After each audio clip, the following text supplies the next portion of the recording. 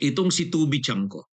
Si Tubi Chanco, um, ito, pro-administration ito na kongresista. Kaya lang, ano ito si Tubi Chanco, pro-Marcos lang, hmm? Pro-Marcos lang siya, pero kontra siya kay Saldico at kay Martin Romualdez. Kaya sa kanyang sa interview sa kanya na lumabas sa Bilyonaryo News Channel, congressman ito nang nabutas eh.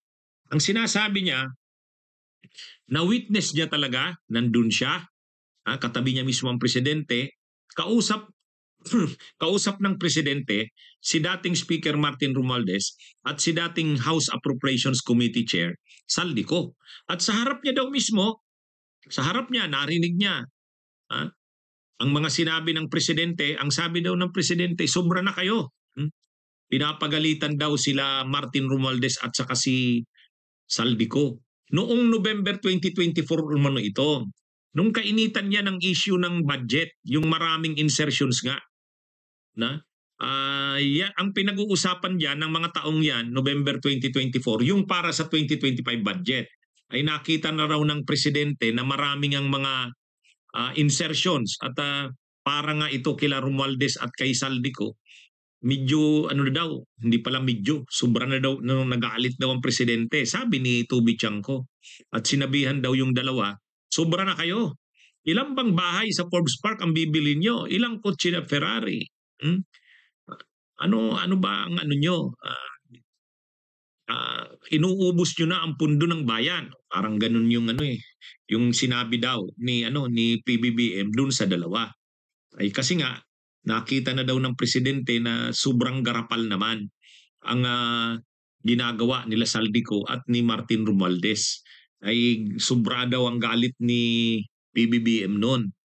Kaya dito, ang pinapakita dito ni Tubi Chanco, pinapanindigan ni Tubi Chanco na walang alam ang presidente at galit ang presidente sa mga pinagagawa nila Saldico at ni Martin Romualdez. Kaya yung mga nangyari daw na yan, na mga anomalya sa budget, mga maniobra sa budget, si Saldico lang daw yan at si Martin Romualdez. Sabi ni Tubi Chanco. Alam niya daw yan kasi nandun siya mismo ng kinausap ng presidente at galit ang presidente sa sa pinaggagawa ni Saldico at ni Martin Romualdez. Kaya pinagalitan daw, sobra daw yung galit ng presidente. Kaya hindi daw magagalit ang presidente kung kasabwat siya doon. Kaya siya, yung galit niya na yon, yung pinagalitan niya yung dalawa, ibig sabihin nun, ayon kay Tubi Chanco, hindi sangkot ang presidente. Kaya lang, ang problema kasi dito, ang nagsasabi niyan, si Tubi Chanco. Si Tubi Chanco, dapat ang presidente mismo ang magsabi niyan.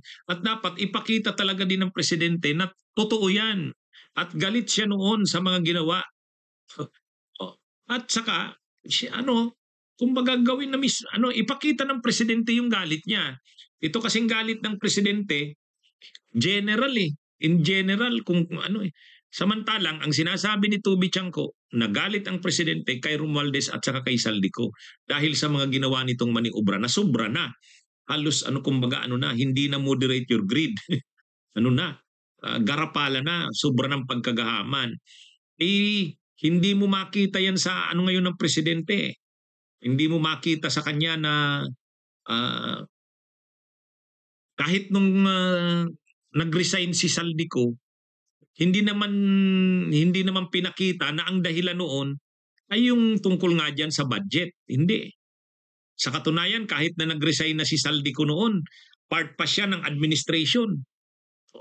Walang, kumbaga, hindi talaga, hindi nakita,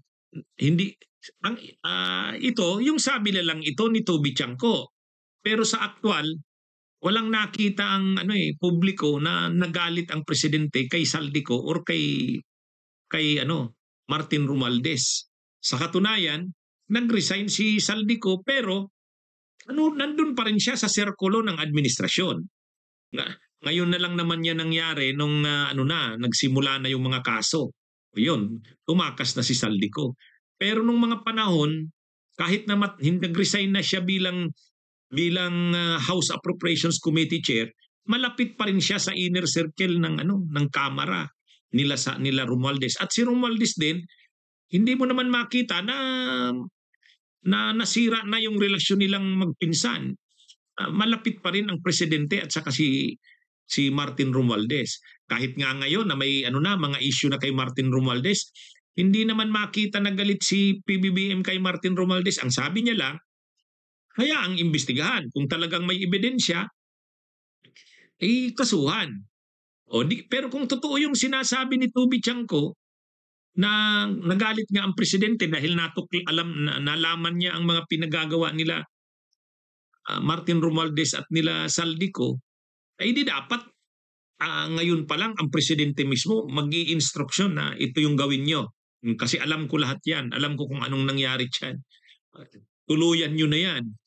Pero hindi makita ngayong Kumbaga ang ginagawa ng presidente, hinahayaan yung investigasyon. Kung anong kalabasan, yun na yun.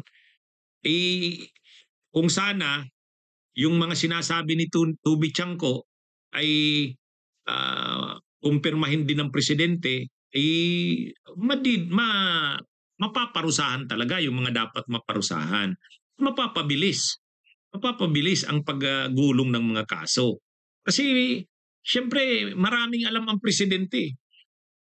Based sa sinabi ni Toby Chanco, may alam ang presidente na nagkakaroon na nga ng mga maniubrahan, ng mga sabwatan, parang sindikato na ang nangyari. Noon pa alam na ng presidente. So, mas mapapabilis ang mga investigasyon kung ang presidente mismo ay magsabi na ng mga nalalaman niya. Para mapabilis na yan. Kasi ang sabi ni Toby Chanco, alam ng presidente yung pinagagawa nila Martin Romualdez at ni Saldico. Kaya hindi naman yan yung parang walang alam ang presidente sa mga nangyari. Alam niya na ang ginagawa nila Saldico at nila Martin Romualdez, pero hindi siya kasabwat doon.